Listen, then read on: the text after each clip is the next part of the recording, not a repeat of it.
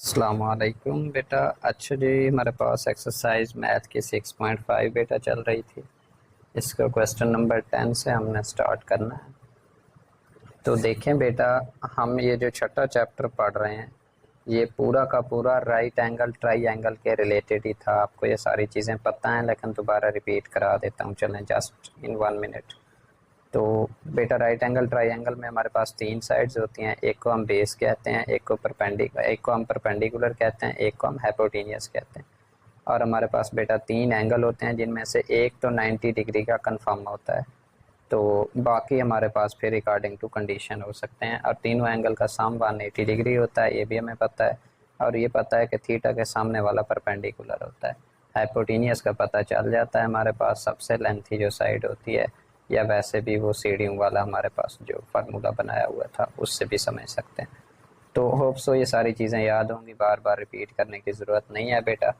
तो ये क्वेश्चन आपको गिवन है। क्वेश्चन में ऐसा कुछ भी नहीं है, स्टेटमेंट जो भी है सारा हमारे पास इस डायग्राम में वाज़े नज़र आ रहा है। हमने तो इसी को सॉल्व करना है ना, तो इसी से ही सारा कुछ आपको समझ आ रहा है बेटा। देखें, हमारे पास हमने इसके अननोन एंगल फाइंड आउट करने हैं और एक अननोन साइड फाइंड आउट करनी है। पहले भी बता चुका हूँ, राइट एंगल ट्राइंगल में जब भी आपको दो साइड्स गिवन हो, तीसरी फाइंड आउट करनी हो तो पाइथागोरस थ्योरम लगाएं, उससे बहुत ही आसानी से ये निकल आती है। दूसरी बात हमारे पास, अब आपने एंगल फाइंड आउट करने हैं। एक ए वाला एंगल फाइंड आउट करना है, एक ए वाला एंगल फाइंड आउट करना है। तो इस पर फिर हम फार्मूला लगाएंगे। पहले हम तीनों साइड्स फाइंड आउट कर लें। तो देखें बेटा, दो साइड्स आपको गिवन है, एक 13 की है, एक 5 की है हमारे पास। तो हमने फार्मूला लगाया हुआ है। फार्मूला होता है हाइपोटेनियस का square is equal to base का स्क्वायर प्लस परपेंडिकुलर का स्क्वायर। अब आपको बेटा यहाँ से ये नहीं पता चल रहा कि आप थीटा इसको ले रहे हैं या इसको ले रहे हैं, तो आपकी मर्जी है, जिसको भी लें उससे कोई इशू नहीं होता। तो मैंने एक साइड देखी, हमारे पास ये वाली जो साइड है, अब ये तो नज़र आ रहा है ना कि हमारे पास ये चीज़ हाइपोटेनियस है 13 वाली। बाकी एक चीज़ आपके पास बन जाएगी परपेंडिकुलर, या बेस यहाँ से लेंगे तो ये परपेंडिकुलर है, यहाँ से लेंगे तो ये परपेंडिकुलर है। तो एक मतलब आपके पास फाइंड आउट करनी होगी, दूसरे की जगह पे वैल्यू पुट कर देंगे, चाहे इसकी जगह पे पुट कर दें चाहे इसकी जगह पे। तो बेटा ये आ गया हमारे पास +5 का स्क्वायर। तो अब देखें 13 का स्क्वायर क्या आया है हमारे पास 169, +5 का स्क्वायर क्या आएगा 25। हमने तो पी आर फाइंड आउट करना है, तो ये उधर जाके क्या हो जाएगा, माइनस नहीं हो जाएगा। ये वाली वैल्यू हमारे पास इधर +25 है, उधर जाके माइनस। तो यही लिखा है 169 माइनस 25। तो ये आंसर क्या आ जाएगा 144। तो आपने तो तीसरी साइड फाइंड आउट करनी है, ना कि उसका स्क्वायर। तो स्क्वायर ख़त्म करने के लिए बेटा क्या करते हैं, अंडर रूट लेते हैं। तो यहाँ पर अंडर रूट लेंगे, अंडर रूट और स्क्वायर ख़त्म। 144 का बेटा अंडर रूट आपके पास आएगा 12। तो इसका मतलब बेटा तीसरी साइड तो आपने फाइंड आउट कर ही ली है कि वो हमारे पास क्या है 12 है। अब आपने बेटा एंगल फाइंड आउट करने हैं दो। तो देखें, जिसका भी बेटा एंगल हमारे पास फाइंड आउट करें, ये वाला एक एंगल फाइंड आउट कर लें तो दूसरे का आपको पता लग सकता है। पीछे भी क्वेश्चन सारे किए हुए थे कि तीनों का सम 180 डिग्री के इक्वल होता है। तो ये तो 90 है, कंफर्म पता है। अगर मैं ये वाला फाइंड आउट कर लूँ तो उस 90 में से इसको माइनस कर दूंगा, ये वाला एंगल भी आ जाएगा। तो यही चीज़ बेटा हम करेंगे इसमें। तो पहले तो हमारे पास फाइंड आउट करने के लिए कोई ना कोई फार्मूला लगाना पड़ेगा, जिस एंगल से भी आप लगाना चाहें, जो भी फार्मूला लगाना चाहें उसका भी कोई मसला नहीं है। इसने बेटा लगाया है टेन थीटा। अब टेन थीटा का आपको फार्मूला याद होगा हमारे पास, थ्रू प्रॉपर ब्रशिंग जो एंड पे आता है, तो उसमें आता है परपेंडिकुलर ओवर हमारे पास क्या आएगा बेस, परपेंडिकुलर ओवर बेस। तो अब मैं देखता हूँ कि इसने थीटा कौन सा लिया है। अब बेटा देखें, ये वाली साइड हमारे पास जो पी आ रहा है ना, ये वाली साइड आपने इधर वैल्यू पुट कर देनी है जो अभी फाइंड आउट किया, वो क्या है 12। अगर मैं थीटा लेता हूँ इसको, तो मेरा परपेंडिकुलर है ये वाला, ये परपेंडिकुलर है मेरा। तो देखता हूँ अगर उसने 12 पुट किया है परपेंडिकुलर की जगह, इसका मतलब वो थीटा ये वाला ले रहा है। तो देखते हैं क्या पुट किया है उसने, देखें 12। तो इसका मतलब इस थीटा के हिसाब से हम चीज़ों को देख रहे हैं। तो टेन थीटा बेटा हमारे पास आएगा पी आर ओवर, आपको पता है प्रॉपर ब्रशिंग बेस। अगर परपेंडिकुलर ये है, हाइपोटेनियस तो चेंज नहीं होता, तो बेस तो मेरे पास यही बचेगी। तो क्या आएगा 12/5 इज इक्वल टू 2.4। तो अब बेटा हमारे पास, हमने तो ये वाला थीटा ही फाइंड आउट करना था, तो थीटा आपके पास बेटा क्या आ जाएगा टेन इनवर्स 2.4। इसका हमारे पास टेन इनवर्स लेंगे। तो ये कितना आ जाएगा 67.38। अब यही चीज़ बेटा आप दूसरा एंगल भी फाइंड आउट कर लें, ये वाला जो एंगल है इसको भी फाइंड आउट करें, राइट एंगल ट्राइंगल पूरी करें जैसे हमने पिछले क्वेश्चंस में की हुई है, इनकी प्रैक्टिस हमने की हुई है, सारे एंगल भी फाइंड आउट करते थे, सारी साइड्स भी। तो यही चीज़ हमारे पास बेटा, इधर आपने राइट एंगल ट्राइंगल साथ साथ फिल करते जाना है, इधर 67 पॉइंट जो भी आया है वो लिखें। अब ये वाला एंगल आपने फाइंड आउट करना है तो इसको फाइंड आउट करें, इधर नहीं किया है आपने 90 डिग्री माइनस 67.38 डिग्री करना है, जो भी आंसर आएगा वो इस थीटा का होगा, इसकी जगह पे आपने वो वाला पुट करना है, तो आपकी राइट एंगल ट्राइंगल कंप्लीट हो जाएगी।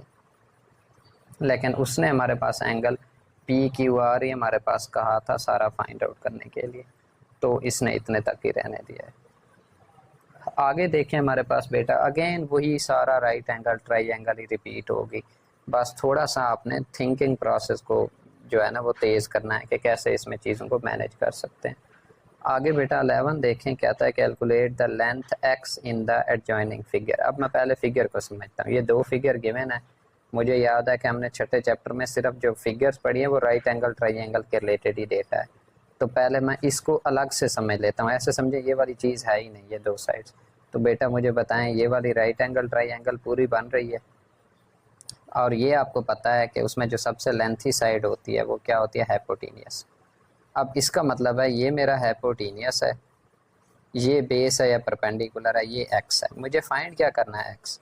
इसका मतलब ये बना बेटा कि एक साइड मुझे गिवन है, अगर मैंने इस राइट एंगल ट्राइंगल से ही एक्स निकालना है ना, तो एक्स मुझे फाइंड आउट करना है, लेकिन एक साइड ही मुझे गिवन है, तो अगेन ये मेरे लिए इससे फाइंड आउट करना मुश्किल है। क्यों? अगर मुझे ये वाली साइड पता चल जाए फिर मैं पाइथागोरस थ्योरम लगाऊंगा। क्यों? आपको पीछे बता चुका हूँ कि अगर दो साइड्स मुझे मालूम हो जाएं, तीसरी फाइंड आउट करनी हो तो मैं क्या लगाऊंगा, पाइथागोरस थ्योरम। तो इसका मतलब अगर मुझे बी डी पता चल जाए, ये वाली साइड मुझे पता चल जाए, तो मैं पाइथागोरस थ्योरम लगा के एक्स फाइंड आउट कर सकता हूँ। तो यही काम अब करना है। अब मैं इस चीज़ को देखता हूँ, ये जो क्वेश्चन में गिवन है, ये figure as it is question में गिवन है। अब इस चीज़ को बेटा एक्सट्रैक्ट कर लें, ये दो साइड ऐसा समझे ये है ही नहीं, और इसको थोड़ा सा टिल्ट करें इस तरफ टिल्ट करके आपकी पूरी ये राइट एंगल ट्राइंगल बन रही है, ये समझना है अच्छे तरीके से। शेप थोड़ा सा टिल्ट की हुई है उसने, वरना ये भी राइट एंगल ट्राइंगल है, एक साइड ये है, एक साइड ये है हमारे पास, और एक साइड ये है। अब आपको ये पता होना चाहिए कि हाइपोटेनियस आपका कौन सा है, बताया है जो सबसे लेंथी साइड यही है, इसका मतलब ये इसमें हाइपोटेनियस है। ये परपेंडिकुलर या बेस है, कुछ भी हो सकता है। अब इधर थीटा लगाऊंगा तो ये परपेंडिकुलर है, इधर थीटा लगाऊंगा तो ये परपेंडिकुलर है। इसका मतलब इसमें मुझे दो साइड्स गिवन है, देखें एक ये वाली साइड भी गिवन है, ये वाली साइड भी गिवन है। तो अगर मैं इस राइट एंगल ट्राइंगल पर पाइथागोरस लगाऊं तो इसकी तीसरी साइड बी डी आ नहीं जाएगी। अगर बी डी इसकी तीसरी साइड आ गई, इधर मैंने वैल्यू पुट कर दी। अब मैं इस राइट एंगल ट्राइंगल को अगर देखूं तो फिर मेरे पास दो साइड्स पूरी नहीं हो जाएंगी, तीसरी पर अगेन पाइथागोरस लगा दूंगा। तो ये है समझने का वे आपके पास बेटा, और क्वेश्चन को सॉल्व करने का मेथड। पहले इसमें दो राइट एंगल ट्राइंगल हैं, पहले इसको लें क्योंकि मेन मुद्दा हमारे पास ये है। इसमें जब आप देखेंगे तो आपके पास एक साइड नहीं है, एक साइड तो गिवन है, हमें तो दो साइड चाहिए होती हैं ताकि पाइथागोरस फाइंड आउट कर लें। फिर मैंने इसको स्किप कर दिया, मैंने कहा अगर मैं ये राइट एंगल ट्राइंगल लूँ तो इसमें मुझे दो साइड्स मिल रही हैं, देखें, और तीसरी फाइंड आउट करनी है। इसका मतलब इसमें मैं पाइथागोरस लगाऊं तो ये तीसरी आ जाएगी। जब इस तीसरी की जगह पे मैं वैल्यू वो वाली पुट करूंगा तो एक ये साइड आ गई, एक ये भी आ गई, तो एक्स अगेन फाइंड आउट कर सकता हूँ ये राइट एंगल ट्राइंगल यूटिलाइज करके। तो होप सो फिगर की समझ आ गई होगी। यही काम बेटा इसने किया है। दो राइट एंगल ट्राइंगल हैं, एक आपके पास ये वाली है, एक आपके पास हमारे पास ये वाली है। तो पहले पाइथागोरस थ्योरम बेटा अप्लाई कर रहे हैं, ए बी डी। तो देखें कौन सी है आपकी right angle triangle, A B D, ये वाली, इस पर अप्लाई करें। क्यों? क्योंकि हमें ये वाली साइड पहले फाइंड आउट करनी है ना। तो इसमें ये चीज़ आपको एक पता है कि ये जो हमारी साइड है ना, ये हमारा हाइपोटेनियस है। क्यों? सबसे लेंथी यही है, वरना आप वैसे टिल्ट करके देखें इसको ना, उससे आपको इजीली समझ आ जाएगा कि ये हाइपोटेनियस क्यों बनना है। तो हमारे पास पाइथागोरस थ्योरम होता है हाइपोटेनियस का square is equal to base का स्क्वायर प्लस परपेंडिकुलर का स्क्वायर। अब एक साइड को बेस या परपेंडिकुलर ले लें, आपकी मर्जी है जिसको भी लेना है। 17 तो हाइपोटेनियस है, कन्फर्म है, उसका स्क्वायर इज इक्वल टू एक साइड 10 का स्क्वायर प्लस एक साइड ही बच गई जो आपको फाइंड आउट करनी थी बी डी बेटा, वो वाली बच गई है। तो ये चीज़ मेरे पास आ गई। अब बी डी मैंने फाइंड आउट करना था। इधर 17 का स्क्वायर आएगा 289, 10 का स्क्वायर क्या होता है 100, उधर जाके बेटा क्या हो जाएगा माइनस, तो 289 माइनस 100 आंसर क्या आ जाएगा 189। अब 189 को बेटा हम ये वाली चीज़ भी लिख सकते हैं। कैसे लिख सकते हैं, आप इधर अंडर रूट डाल दें तब भी ठीक है, कोई इशू नहीं है अगर किसी को ये याद ना रहे। इसको बेटा अंडर रूट के अंदर हम लिख सकते हैं, एक स्टेप आपने इधर इंक्रीज कर देना है, इसने डायरेक्ट लिखा है 21 मल्टीप्लाइड बाय 9, ये आप कैलकुलेटर पे कर लीजिएगा 21 मल्टीप्लाइड बाय 9, तो ये वाला आंसर आएगा। तो ऊपर तो आपका अंडर रूट होगा और 9 का अंडर रूट आपको पता नहीं होता है कि 3 है हमारे पास, तो 9 का अंडर रूट तो बाहर चला जाएगा 3, तो अंदर क्या बच जाएगा अंडर रूट में सिर्फ 21, क्योंकि इधर स्क्वायर था हमने दोनों तरफ से अंडर रूट लिया है। तो होप सो यहाँ से समझ आ गया होगा। ये आ गया 3 इंटू 21 अंडर रूट, या किसी का आएगा 189 अंडर रूट, इधर ही रोक दिया किसी ने, वो भी ठीक है। अब आ जाए कि हमारा मुद्दा तो था भाई एक्स को फाइंड आउट करना, तो अब देखें बी डी साइड मेरे पास आ गई है ना, तीसरी जो इस राइट एंगल ट्राइंगल के लिए मुझे चाहिए थी। तो आपने ये जो फाइंड आउट किया है ना अपने क्वेश्चन में, इसको आपने बेटा पुट कर देना इधर, इधर वैल्यू लाजमी लिखनी है, डायग्राम पूरी फिल करनी है। इधर जब आप वैल्यू लिखेंगे ना तो आपका हमारे पास पैटर्न क्लियर हो जाएगा कि अच्छा अब इस राइट एंगल ट्राइंगल में दो साइड्स गिवन है, एक फाइंड आउट करनी है तीसरी एक्स वाली, तो फिर कौन सा मुश्किल है, क्योंकि इस साइड का मुझे पता है कि ये हाइपोटेनियस है इस राइट एंगल ट्राइंगल में, तो एक को परपेंडिकुलर ले लूँगा, ये मैंने एक्स फाइंड आउट करना है बस। तो देखें वही बेटा अप्लाई पाइथागोरस थ्योरम अब इस पर किया है, तो आपको पता है हाइपोटेनियस तो है इस राइट एंगल ट्राइंगल में ये वाला, तो पाइथागोरस थ्योरम का फार्मूला क्या होता है, हाइपोटेनियस का square is equal to base का स्क्वायर प्लस परपेंडिकुलर का स्क्वायर। तो हाइपोटेनियस तो है ये वाला, उसकी जगह पे हमने अभी फाइंड आउट किया बी डी, यही आया था, तो ये आ गया बेटा, इसका स्क्वायर हमारे पास इज इक्वल टू, अब एक साइड मेरे पास x है उसका स्क्वायर आ जाएगा x स्क्वायर प्लस दूसरी साइड कौन सी है 8, इसका स्क्वायर। अब इसका आप ख़त्म करें, स्क्वायर और अंडर रूट ख़त्म हो जाएंगे, 3 का स्क्वायर क्या आ जाएगा 9, 9 मल्टीप्लाइड बाय 21, इधर भी आपको बताया था वो क्या बन जाएगा 189। आपने तो x फाइंड आउट करना था, तो x square is equal to ये 8 का स्क्वायर उधर जाके क्या हो जाएगा माइनस, तो 189 माइनस 64 क्या आ जाएगा 125। अब इधर x के स्क्वायर का ये आंसर आ गया, आपने तो x फाइंड आउट करना है, तो स्क्वायर को ख़त्म करने के लिए क्या करेंगे अंडर रूट लेंगे बेटा, तो वो क्या आ जाएगा 5 इंटू 5 अंडर रूट आपके पास, या 125 का अंडर रूट आप लिख दें वो भी ठीक है। तो 125 के अंडर रूट को अगेन फिर कैसे लिखा है हमारे पास, मेरे ख्याल में 5 इंटू 5 अंडर रूट तो इसका नहीं आएगा, क्योंकि 25, हाँ 25 मल्टीप्लाइड बाय 5 बेटा इसको लिखेंगे, 125 अंडर रूट आपके पास आएगा, उसको आप लिखें 5 मल्टीप्लाइड बाय 25 ऊपर अंडर रूट। अब 25 का अंडर रूट तो आपको पता होता है वो आता है 5, तो 5 तो बाहर चला जाएगा, एक अंदर रह जाएगा 5 अंडर रूट। तो ये आपके पास बेटा क्वेश्चन हो गया। इसी तरह का आगे भी क्वेश्चन आएगा, तो इसमें ज़्यादा डिटेल से समझाया है, आगे इतना ज़्यादा नहीं समझाऊंगा, इसमें कोई इशू हो तो फिर पूछ लेना है, क्योंकि पैटर्न सेम होगा दोनों क्वेश्चंस का। आगे आ जाए बेटा क्वेश्चन नंबर 12, सब में वही यूज़ होनी है राइट एंगल ट्राइंगल बेटा, कोई मुश्किल नहीं है। कहता है if the ladder is placed along the wall, अब बेटा ये बात कर रहा है सीढ़ी की, एक सीढ़ी है आपने वो दीवार के साथ हमारे पास प्लेस की है, जैसे सीढ़ी आम लगाते हैं बिल्कुल, that the foot of the ladder is 2 meter away, foot का मतलब जहाँ से हमारे पास स्टार्ट हो रही होती है ना कोई चीज़, तो उसका हमारे पास जो फुट है वो कितना है 2 meter away from the wall, दीवार से 2 मीटर हमारे पास दूर है। If the length of the ladder is 8 meter, अब लेंथ उसकी कितनी है 8 मीटर है, find the height of the wall. अब पहले तो आप राइट एंगल ट्राइंगल बना लें, साइड में समझा देता हूँ फिर कैसे आएंगे। अब राइट एंगल ट्राइंगल आपने बना लिया, आपको याद हो अगर मैंने बताया था कि जो सीढ़ियों वाली साइड होती है, देखें बिल्कुल ये वाली साइड को आप देखें, ऐसे नहीं लगता है जैसे सीढ़ी दीवार के साथ लगी हुई हो, और ये चीज़ दीवार नहीं बन जाएगी मेरे पास, दीवार के साथ आपने या बिल्डिंग के साथ सीढ़ी प्लेस की हुई है ना, तो ये जो सीढ़ी वाली साइड होती है आपको पहले भी बताया था वो क्या होती है हाइपोटेनियस। तो इसका मतलब उसने खुद ही बता दिया लेंथ ऑफ द लैडर, जो सीढ़ी की लेंथ है हमारे पास, तो सीढ़ी वाली साइड तो ये है, उसकी लेंथ कितनी है 8, इसका मतलब ये सीढ़ी वाली साइड मेरे पास हाइपोटेनियस है, ये कितना है 8, अच्छा, अब वाल तो आपकी है ये आपको अच्छे तरीके से पता है, दीवार आपकी है ये। तो उसने जो दूसरी साइड आपको दिया कहता है foot of the ladder is 2 meter away from the wall. अब ये मेरे पास वॉल है, इसका मतलब वॉल वाली साइड तो मैंने फाइंड आउट करनी है, दीवार की कितनी हाइट है। तो ये जो चीज़ मुझे गिवन है कि ये वाली जो लेंथ है ये दीवार से कितना दूर है 2, वो ये वाली साइड बनेगी आपके पास। क्यों? हमने हाइट ऑफ द वॉल बेटा फाइंड आउट करनी है। वॉल तो आपके पास है ये आपकी दीवार है हमारे पास। तो अब दीवार की हाइट तो हमने फाइंड आउट करनी है, इसका मतलब 2 मैं यहाँ पर तो नहीं लिख सकता, यहाँ पर ही आएगा। अब देखें कौन सा मुश्किल है, राइट एंगल ट्राइंगल जब आपने बना लिया तो कुछ भी मुश्किल नहीं है। क्यों?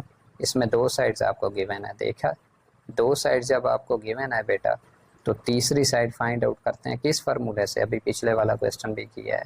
कौन सा फार्मूला होता है? Pythagoras theorem.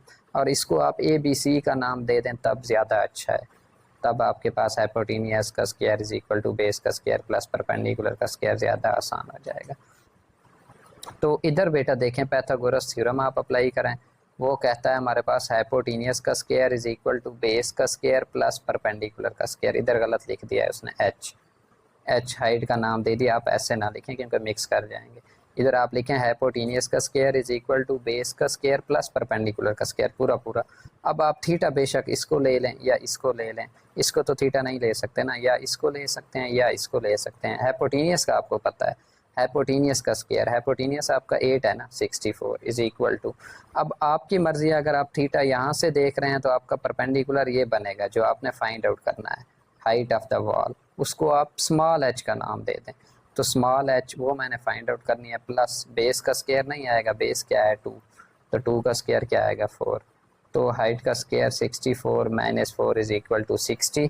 तो अब आपने बेटा स्क्वायर तो नहीं फाइंड आउट करना है, आपने तो तीसरी साइड फाइंड आउट करनी है। तो यहाँ पर अंडर रूट नहीं लेंगे दोनों साइड पे, तो 60 का अंडर रूट क्या आ जाएगा 7.75 मीटर बेटा। तो ये चीज़ है आपके पास। अब अगेन क्वेश्चन 13 देखें, वाज़े नज़र आ रहा है, फिर वही वाला है लेकिन डायग्राम थोड़ी सी चेंज है। जो ये वाला पड़ा था 2 डायग्राम, 2 राइट एंगल ट्राइंगल बनी हुई थी, बिल्कुल देखें बेटा वही चीज़ है। अब एक राइट एंगल ट्राइंगल को देखें, अगर मैं इस राइट एंगल ट्राइंगल को देखूं, ऊपर वाली को ना देखूं फिलहाल, तो इसमें 3 साइड्स हैं, ये सबसे लेंथी है, ये हमें पता है सीढ़ियों वाली साइड हाइपोटेनियस होती है। अगर मैं थीटा इसको लूँगा तो ये मेरा परपेंडिकुलर है, ये मेरा बेस है। इसका मतलब हर चीज़ तो मुझे गिवन है, इस राइट एंगल ट्राइंगल को जस्ट मैंने सॉल्व करना है फार्मूला लगा के, और यहाँ से एक्स की वैल्यू निकालनी है। तो बेटा देखें इस राइट एंगल ट्राइंगल को, इसमें आप लगाएं फार्मूला हाइपोटेनियस का square is equal to base का स्क्वायर प्लस परपेंडिकुलर का स्क्वायर, ऊपर आपने फार्मूला लिखना है। अब हाइपोटेनियस आपका ये है, देखें इस राइट एंगल ट्राइंगल में, तो इसको ले आए हाइपोटेनियस का स्क्वायर इज इक्वल टू, मैंने कहा है बेस का स्क्वायर प्लस परपेंडिकुलर का स्क्वायर। अब आप थीटा इसको समझ लें या इसको समझ लें, आपकी मर्जी है। थीटा के सामने वाला कौन सा होगा? परपेंडिकुलर। तो मैं कह रहा हूँ बेस का स्क्वायर प्लस परपेंडिकुलर का स्क्वायर, तो बेस ये नहीं बन जाएगी, तो ये बेस का स्क्वायर प्लस परपेंडिकुलर तो एक्स है, एक्स का स्क्वायर। अब आपने एक्स फाइंड आउट करना है इसमें, देखें एक्स हमारे पास, तो इसको सिंप्लीफाई करें और कुछ भी नहीं करना। ए प्लस बी के होल स्क्वायर का फार्मूला पड़ा हुआ था, इधर भी ए प्लस बी का होल स्क्वायर, वही फार्मूला लगेगा। तो लगाएं फार्मूला, ये आ गया हमारे पास A square plus B square plus 2ab, तो ये आपके पास आ गया। इधर A square plus B square plus 2ab ये आ गया, प्लस एक्स स्क्वायर। अब एक्स स्क्वायर वाली वैल्यूज़ इकट्ठे करें, कांस्टेंट अलग करें, हमारे पास एक ये इक्वेशन बन गई, एक ये बन गई। अब एक ही सिंगल इक्वेशन बनाए तो कोशिश हम करते हैं कि एक्स स्क्वायर हमारा पॉजिटिव रहे, तो इस सारे को मैं उधर लेकर जाऊंगा, तो ये एक्स स्क्वायर उधर जाके क्या हो जाएगा minus 2x square minus x square, answer क्या आएगा एक्स स्क्वायर। ये 14x है, ये 18x उधर जाके क्या हो जाएगा माइनस, तो 14x माइनस 18x, आंसर क्या आएगा माइनस 4x। ये 49 प्लस का है, ये 81 उधर जाके माइनस हो जाएगा, तो 49 माइनस 81, आंसर क्या आएगा माइनस का 32 इज इक्वल टू, अब ये पूरी साइड तो मैं उधर लेकर गया हूँ, तो इज इक्वल टू क्या बचेगा 0। अब आपने बेटा पेयर बनाए हुए हैं, ये क्वाड्रेटिक इक्वेशन नहीं है आपकी जिसमें हाईएस्ट पावर 2 है, फिर 1 है, फिर 0 है हमारे पास। तो क्वाड्रेटिक इक्वेशन के तो पेयर बनाते हैं, तो इसने डायरेक्ट बनाए हैं, थोड़ा सा ये गलत स्टेप लिया है। तो आपने पहले पेयर बनाने हैं। 8 4 ज़ा बेटा हमारे पास क्या होता है 32, तो वही बनाना है। X square minus 8x plus 4x, ये आपके पास आएगा पेयर। पेयर क्या आएगा एक्स स्क्वायर माइनस 8x आपके पास और आगे प्लस 4x, फिर माइनस 32 इज इक्वल टू 0। फिर जैसे कॉमन लेते हैं बेटा, x कॉमन लेंगे तो x माइनस 8 आएगा, प्लस 4 कॉमन लेंगे तो हमारे पास x माइनस 8 आएगा। फिर आपके पास ये दो चीज़ें बन जाएंगी, एक x माइनस 8 एक x plus 4 is equal to 0। अब आपको पता है या ये इज इक्वल टू 0 है, x minus 8 is equal to 0, या x plus 4 is equal to 0 है। तो अब अगर मैं यहाँ से x की वैल्यू निकालूंगा तो वो क्या आ जाएगी, x इज इक्वल टू 8 नहीं आ जाएगा। अगर यहाँ से वैल्यू निकालूंगा तो x is equal to minus 4 आ जाएगा। इधर थोड़ा सा एक स्टेप, दो स्टेप बल्कि पी गया है। ये पेयर बनाना आपने पूरे चौथे चैप्टर में अच्छे तरीके से किए हुए हैं, और पेयर आपको बता भी दिया है। फिर कॉमन लेने वाला बस स्टेप है, x square minus 8x plus 4x minus 32 is equal to 0। ये आपके कंप्लीट पेयर वाली इक्वेशन आ गई। फिर x कॉमन लें तो x माइनस 8 आएगा, प्लस 4 कॉमन लें तो x माइनस 8 आ जाएगा। फिर ये वाला स्टेप आएगा। तो बेटा टाइम अच्छा खासा हो गया, समझाने में लेट ही हो गई। तो चलें आप क्वेश्चन 13 तक कर लें 6.5, तो 14 क्वेश्चन फिर हम आगे देखेंगे। ओके जी, खुदा हाफिज़।